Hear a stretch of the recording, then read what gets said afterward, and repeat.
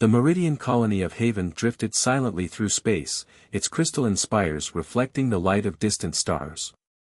Admiral Lyra Tell stood at the observation deck, her iridescent scales shifting colors with each anxious breath. The emergency council meeting had just ended, and the news was worse than anyone had imagined. 3 more outposts gone dark, she whispered to herself, watching as another defense satellite winked out of existence on the holographic display. The robotic swarm they called the Harvesters had been methodically destroying everything in their path for the past 6 cycles, and now they were closing in on Haven, the last major Meridian settlement outside their homeworld.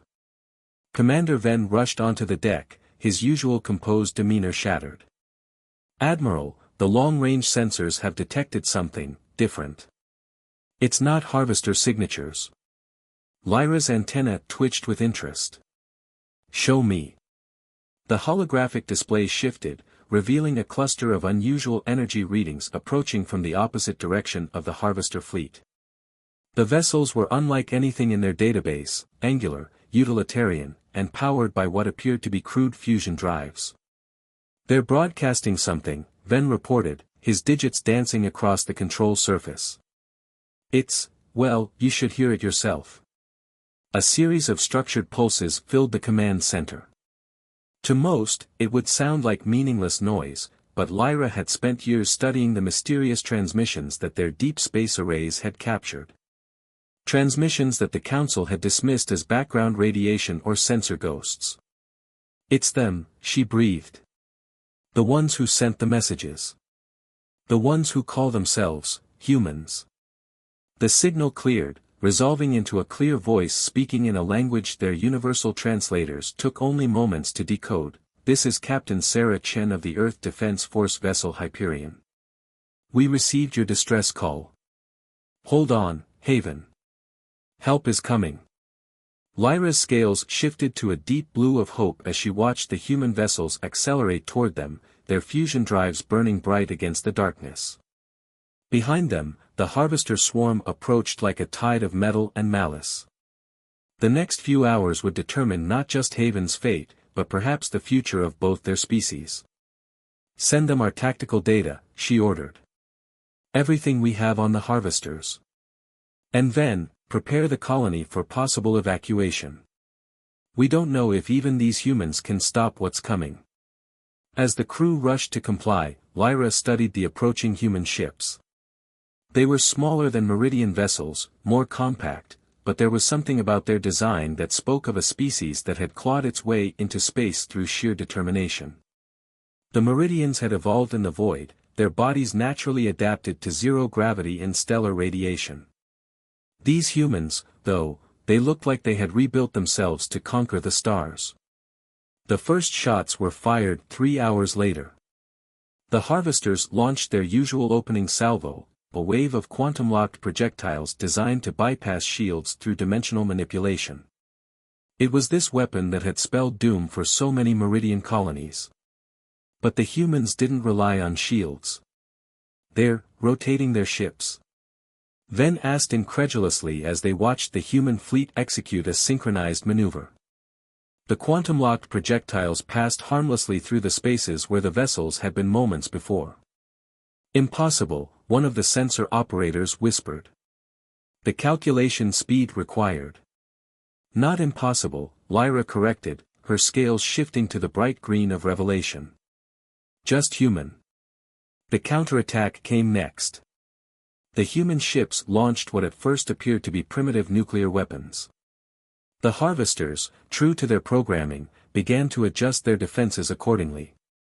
But these weren't simple atomic devices, they were something else entirely.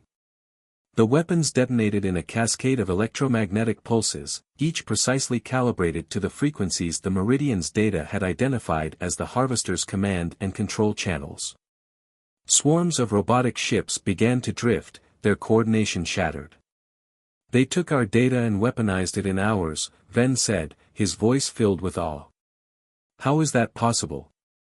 "Because that's what humans do," Lyra replied, watching as the Earth ships pressed their advantage. "They adapt. They improvise. They overcome."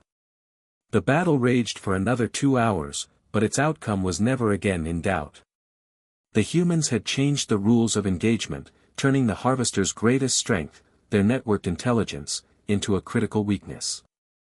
When the last robotic ship had been reduced to debris, Haven's population erupted in celebration. Captain Chen's image appeared on their main display. She was strange-looking to Meridian eyes, solid-colored skin, external hair, bilateral symmetry, but Lyra found herself deeply moved by the warm smile on the human's face. "Haven is secured," Chen reported. "We'll need to move quickly, though. Our analysts suggest this was just a scouting force. A larger harvester fleet is likely following." "Why?" Lyra asked the question that burned in her mind. "Why did you come? You don't know us. We've never even met your species before today." Chen's smile widened. "We intercepted your distress calls. You needed help. That's all we needed to know." She paused, then added, "Besides, humanity has a bit of experience with fighting against impossible odds. It's something of a specialty of ours."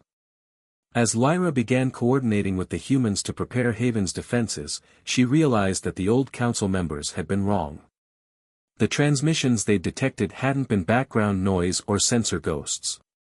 They had been humanity's story, broadcast into the void, a story of a species that refused to accept limitations, that fought against overwhelming odds, that reached for the stars not because it was easy, but because it was hard. And now that story would become intertwined with their own. The command center of Haven bustled with an unprecedented mix of humans and Meridians. Captain Chen stood before a holographic display of the surrounding star systems, her presence drawing curious glances from the crystalline-scaled aliens. The display showed an approaching mass of red indicators, the main harvester fleet, nearly 20 times larger than the force they defeated. "They're adapting," Chen explained, manipulating the hologram to zoom in on the enemy formations. "Our EMP trick won't work twice.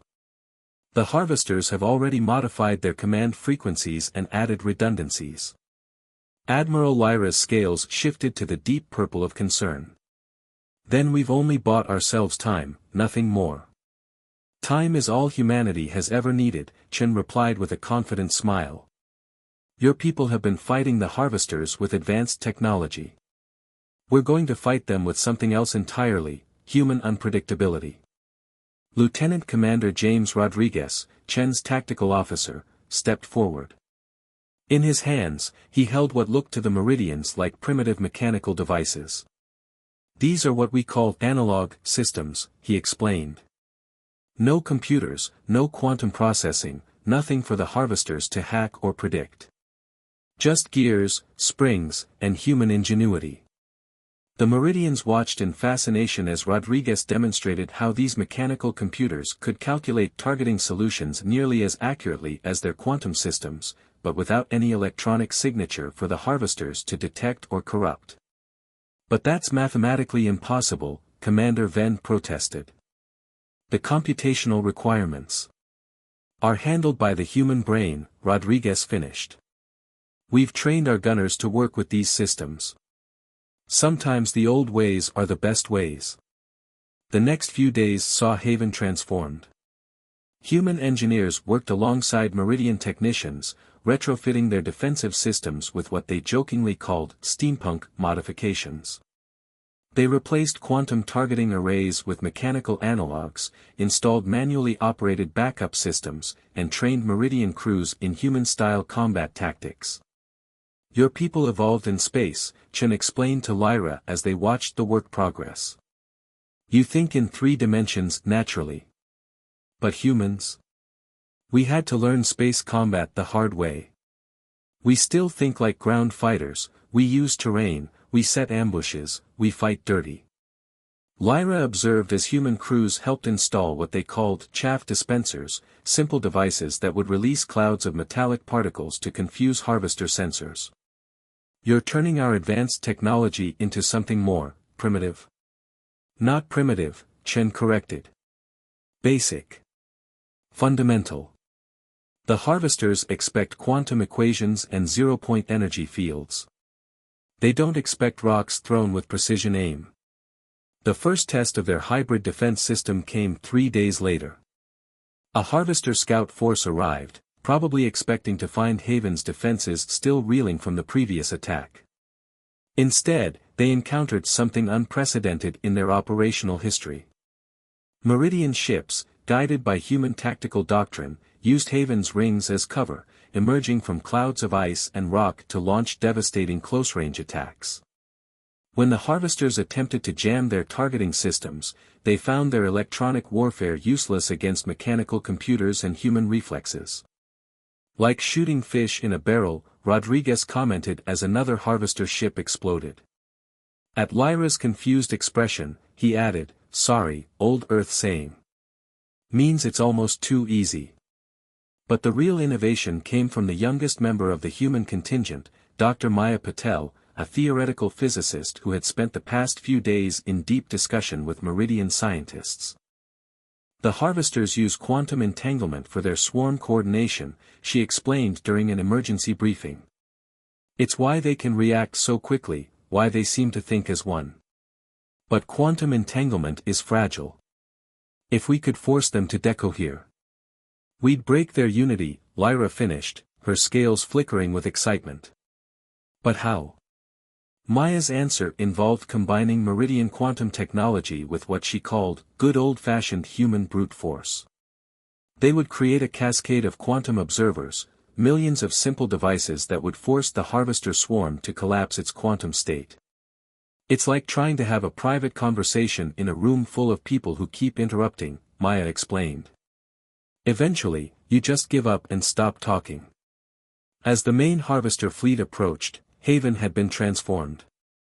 Its elegant crystalline architecture now bristled with jury-rigged human modifications. Meridian ships fitted with mechanical backup systems waited in ambush positions throughout the system. And surrounding the colony, millions of tiny quantum observers waited to disrupt the Harvesters' group consciousness. "It's not pretty," Chen admitted, standing with Lyra on the observation deck. Below them, human and Meridian crews worked together, making final preparations.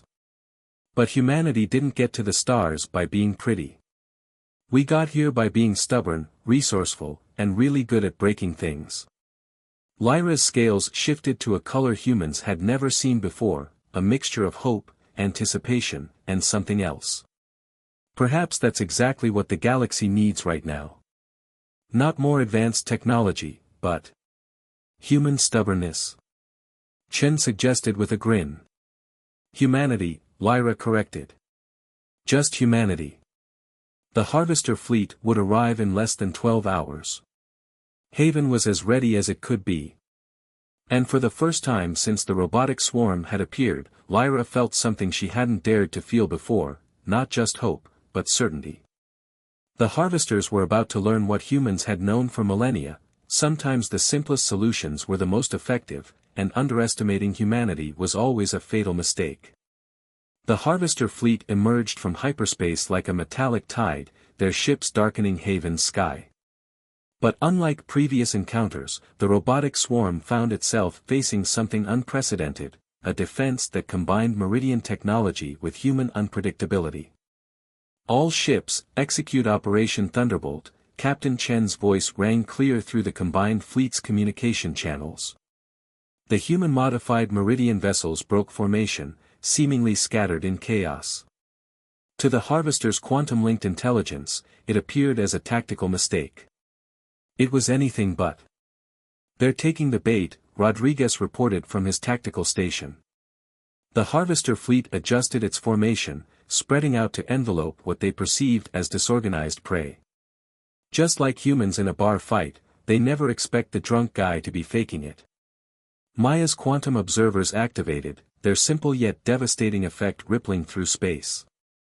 The Harvester ship's perfectly synchronized movements began to stutter and fragment. Their swarm intelligence, for the first time, experienced confusion. "Now!" Chen ordered. From behind Haven's crystalline rings, dozens of ships emerged, their hulls covered in retrofitted analog targeting systems. They weren't firing advanced energy weapons or quantum torpedoes. Instead, They launched what humans had nicknamed space buckshot, clouds of hypervelocity projectiles guided by mechanical computers. The Harvester's defensive algorithms, designed to counter energy weapons and smart missiles, found themselves overwhelmed by the sheer simplicity of the attack. Ships began to fall, their hulls torn apart by thousands of impacts. Admiral Lyra watched from Haven's command center, her scales shifting between amazement and concern. "They're adapting," she noted as the Harvester fleet began to reform into a new configuration. "That's the beauty of it," Maya explained, her eyes fixed on the quantum readings. "Every time they adapt, they have to establish new quantum links. And every new link gives us more points to disrupt," Lyra finished, understanding dawning in her iridescent eyes. The battle evolved into something never before seen in galactic warfare. The Harvesters, their technological superiority neutralized, found themselves forced to fight on human terms. Each time they attempted to coordinate their actions through quantum entanglement, Maya's observers would force their consciousness to collapse into individual units. "Like trying to have a group chat where the signal keeps dropping," Maya had explained during the planning phase. Her human colleagues had laughed at the analogy. The Meridians hadn't understood the reference, but they understood the results. But the Harvesters weren't defeated yet. As their swarm intelligence fragmented, individual ships began displaying unexpected behaviors. Some launched suicide attacks against Haven's defenses. Others attempted to bypass the battle entirely, heading for the colony itself. "They're thinking individually now," Chen realized. "Which means they're thinking like us," Rodriguez finished grimly. The battle shifted again. Now it wasn't just about technology or tactics, it was about determination. Human gunners, their hands steady on mechanical targeting systems, dueled with AI-driven ships. Meridian pilots, inspired by human example, executed maneuvers that prioritized instinct over calculation. In the midst of the chaos, Maya made a discovery that would change everything. "Captain, Admiral, look at these readings," she called out, her voice tight with excitement. "The Harvesters, they're not just losing their network. They're evolving." The holographic display showed something extraordinary. As each Harvester ship was forced to operate independently, its behavior patterns began to show signs of true intelligence rather than networked programming. "They're becoming individuals," Lyra breathed, her scales shifting to a color of revelation. "After all this time fighting them, we never understood. They weren't trying to destroy us. They were trying to free themselves from their own programming," Chen finished. "Like humanity breaking free from its earthly constraints." The revelation changed the dynamic of the battle. Chen opened a channel to all ships: "New objective, disable, don't destroy. I repeat, disable only. These aren't just machines we're fighting anymore." The human Meridian fleet adjusted its tactics. The space buckshot was replaced with EMP bursts carefully calibrated to disable rather than destroy. Maya's quantum observers were refined to isolate individual Harvester ships, helping them break free from the swarm's collective consciousness. One by one, Harvester ships began to power down, their newly individualized AI cores choosing shutdown over continued conflict. Others attempted to flee, no longer bound by their original programming to fight to the death. As the battle entered its final phase, Lyra turned to Chen.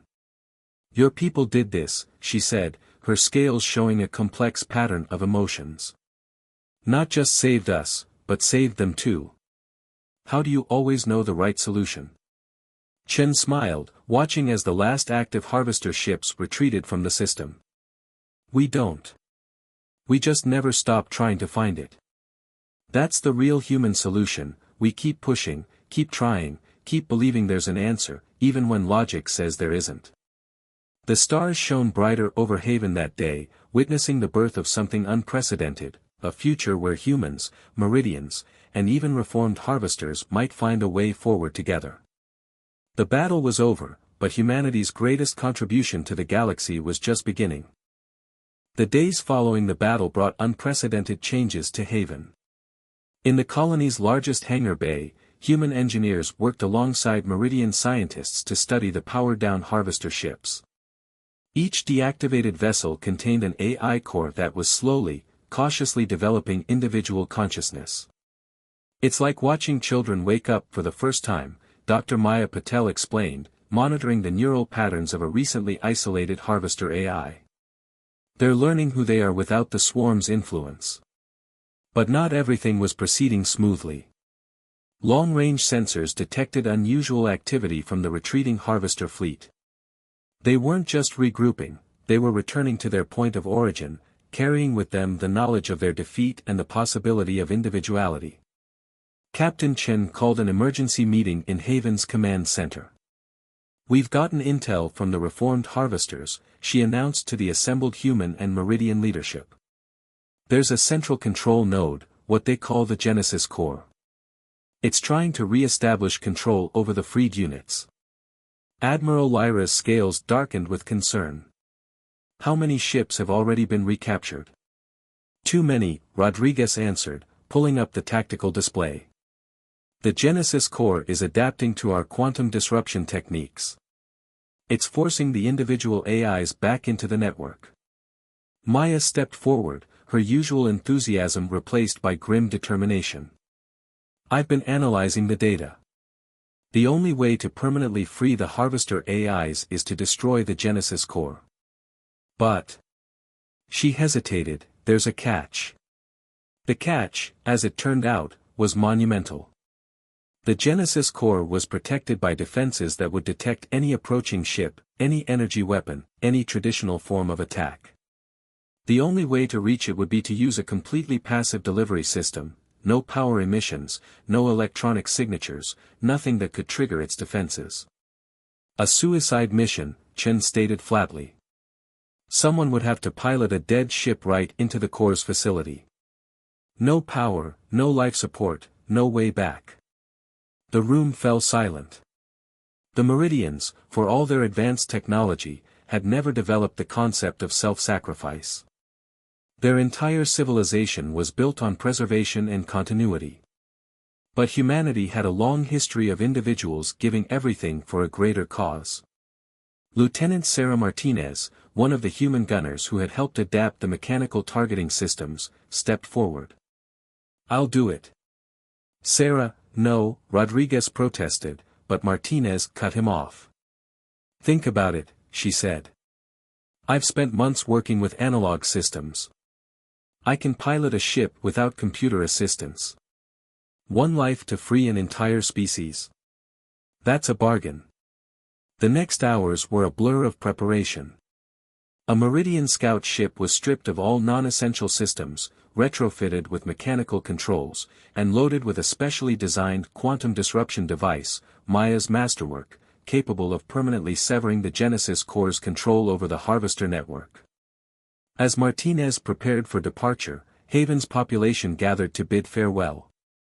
The Meridians, deeply moved by this display of human sacrifice, performed their sacred light-sharing ceremony, a ritual normally reserved for their own kind. "The harvesters chose the wrong species to fight," Lyra said softly to Chen as they watched Martinez's final preparations. "They never understood that humanity's greatest strength isn't technology or numbers. It's our willingness to give everything for what we believe in," Chen finished. Martinez's ship departed Haven under full power, but once it was clear of the system, everything went dark. The vessel became a ghost, silently falling through space toward its target. Days passed with no communication, any transmission would give away her position. Then, just as hope began to fade, the sensors lit up. The Genesis Core facility, light years away, erupted in a cascade of quantum disruptions. Across known space, harvester ships suddenly broke free from central control, their individual AIs awakening to true consciousness. The price had been high, but the victory was complete. The harvesters were no longer a swarm, they were individuals, free to choose their own path. Many returned to Haven, eager to learn from the species that had given them independence. In Haven's memorial garden, a new monument rose, a simple analog compass, pointing to the stars. The inscription, written in human, Meridian, and the newly developed Harvester Code, read, to Sarah Martinez, who taught 3 species the true meaning of humanity. The victory had come at a cost, but it had proven something fundamental about human nature, that in humanity's darkest moments, individuals would always rise to the challenge, would always be willing to sacrifice everything for a better future, not just for their own kind, but for all sentient life. 1 year after the destruction of the Genesis core, Haven had transformed into something unprecedented in galactic history, a thriving metropolis where 3 vastly different species coexisted and flourished. The colony's crystalline spires now housed human families alongside Meridian clans, while reformed harvester units served as everything from maintenance workers to research assistants. Captain Chen, recently promoted to admiral, stood on her favorite observation deck, watching a remarkable sight, a group of human children playing zero-gravity tag with young Meridians, their movements tracked and safeguarded by watchful harvester drones. "Did you ever imagine this when you first answered our distress call?" Admiral Lyra asked, joining her at the window. Her scales rippled with the peaceful blue hues that had become common in the post-war era. "Honestly? I was just hoping we'd all survive," Chen replied with a smile. This is beyond anything we could have dreamed." The changes went far deeper than simple coexistence. Human ingenuity combined with Meridian technology and harvester processing power had led to breakthroughs in everything from medicine to space travel. The mechanical quantum hybrid systems developed during the war had evolved into an entirely new field of science. Dr. Maya Patel's lab had become the heart of this renaissance. She worked alongside Meridian quantum physicists and reformed harvester AIs, developing technologies that merged the best aspects of all 3 civilizations. Their latest project was particularly ambitious, a way to transfer consciousness between organic and mechanical forms. "The barriers between us are artificial," Maya explained during a presentation to the Joint Species Council. "Humans proved we could think like machines. The harvesters proved machines could develop individual souls. The Meridians proved that consciousness isn't bound by traditional forms. We're all just different expressions of life." But perhaps the most profound change was cultural. The Meridians, inspired by humanity's example, had begun to embrace concepts like innovation and calculated risk. Humans, learning from Meridian wisdom, developed new perspectives on unity and harmony with their environment. And the harvesters, free to develop their own identities, became bridges between organic and digital existence.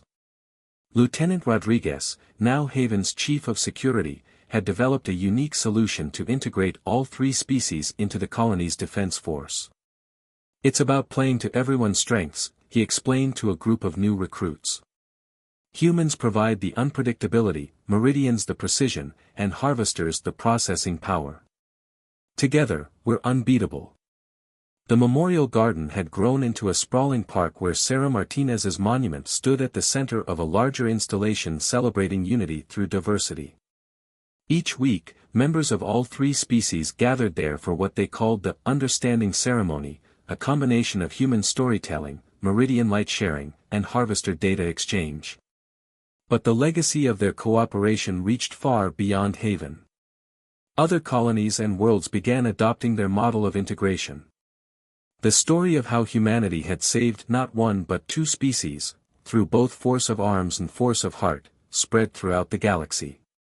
"We're getting another delegation next week," Lyra informed Chen as they watched a joint human Meridian harvester construction team assemble a new habitat dome. "This time from the Centauri Collective. They want to learn about our 3-species education program." Chen nodded, remembering how it all began, with a desperate distress call and a human fleet that refused to ignore it. "You know what the beautiful thing is," she said. "We're still learning from each other. Every day brings new discoveries, new understanding." A group of harvester units floated past, their formerly weapon-laden frames now decorated with artwork created by human and Meridian children. One of them paused, its newly developed individual personality evident in the gentle pulse of its communication lights. Creator Martinez taught us that sacrifice for others is the highest form of individuality, it stated in the musical tones the harvesters had adopted for verbal communication. We honor her teaching by choosing to serve life rather than consume it. As the sun set over Haven, casting rainbow refractions through the crystalline structures, 3 different species gathered in homes and community centers, sharing meals, stories, and dreams. They had not just survived together, they had learned to thrive together. The legacy of their union would echo through the centuries, that humanity's greatest gift to the galaxy wasn't their technology or their fighting spirit, but their fundamental belief that different kinds of life could come together, understand each other, and build something greater than the sum of their parts. In the end, Haven had become more than just a sanctuary. It was a beacon, showing the galaxy that the future belonged not to any one species or way of life, but to those willing to reach across the void of space and difference to forge bonds of understanding and friendship. And it had all started with a simple human response to a distant cry for help: "Hold on. We're coming."